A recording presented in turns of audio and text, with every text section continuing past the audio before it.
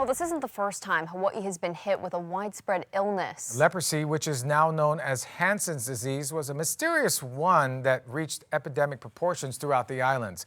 Kamaka Pili joins us with more. Kamaka?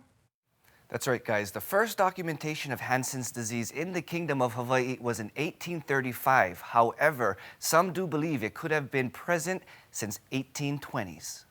It's unsure how Hansen's disease arrived in the islands, but deriving from one of the numerous seafaring individuals or from a Hawaiian chief who traveled abroad are noted possibilities.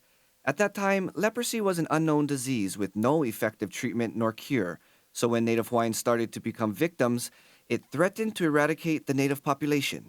In 1865, King Kamehameha V approved an act to prevent the spread of leprosy, designating land to isolate people believed to be infected.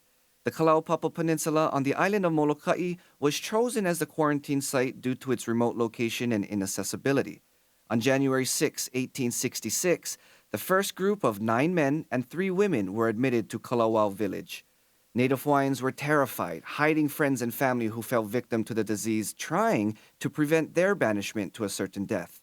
However, the remainder of the century enforced strict isolation laws as the infected population swelled over 1,000. Husbands were separated from their wives and children. Children were taken from their parents, and new babies born to infective patients were immediately taken from them and placed in relative care or orphanages. It wasn't until 1945 when a newly discovered drug was introduced to Hawaii, bringing almost immediate relief to symptoms and improvements to life. With the new medications, barriers separating patients were no longer needed. Hansen's disease was on a steady decline, and those infected were no longer contagious. So, in 1969, laws enforcing quarantine were abolished as isolation was no longer. For over 100 years, the Hansen's disease settlement housed approximately 8,000 patients.